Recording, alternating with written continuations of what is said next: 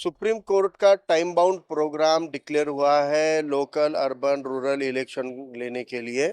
और उसमें राज्य सरकार ने 2011 के लोक संख्या के आधार पर प्रभाग रचना की वर्गवारी निश्चित करके भेजी है कुछ नियमों के साथ में। अगर देखा जाए तो नांदेड़ में 2017 में जो महानगर पालिका के इलेक्शन हुए हैं वो इलेक्शन 2011 के जनसंख्या के आधार पर ही थे। और जो राज्य सरकार ने वर्गवारी दी है कि एक प्रभाग में 4 प्रतिनिधियों की नांदेड़ में डेंसिटी बनती है, तो वो प्रभाग रचना ही 2017 में रही है।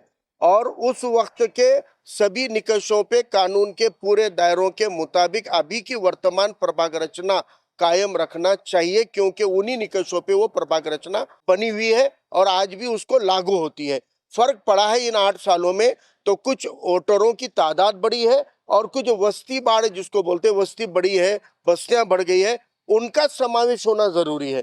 तो हमने अभी आयुक्त साहब जिनको प्रभाग के नगर रचना विभाग के माध्यम से रचना करने की जिम्मेदारी होती है, उनके पूरे नगर रचना को या प्रभाग रचना बनाने वाले अधिकारी पहली रिपोर्टिंग आयुक्त को करते हैं, दूसरी कलेक्टर साहब को निवडणूक अधिकारी बोल के करते हैं। तो हम ये दोनों अधिकारियों को मिले हैं और हमने इन दोनों को कहा है कि नांदेड़ की जो रचना है वो अभी के निकष और कानून के दायरे में बैठने वाली है, इसलिए इसको कायम रखा जाए। क्योंकि अभी मौजूदा सूरत हाल में नांदेड़ एक ऐसा जिला है जहां पे 5 खासदार आते हैं, नांदेड़ में 10 से ज्यादा आमदार आते हैं, एक पालक मंत्री आता है, और ये लोक प्रतिनिधि अपने अपने मफाद के चलते इन रचनाओं में छेड़छाड़ कर सकते हैं। क्योंकि बदली हुई सियासी सूरत हाल ये है कि एक नफरती चिंटियों का सरदार पहले सेक्युलर था, अब वो नटखट जो है, वो शरारती जो है, वो आगे वाला इधर बीजेपी की तरफ। अब तब वो जो बस्तियों को जोड़ने वाला था आज वो बस्तियों को तोड़ने वाला बन सकता है। और ये इम्कानात को ध्यान में रख के हमने कमिश्नर साहब और कलेक्टर साहब को कहा है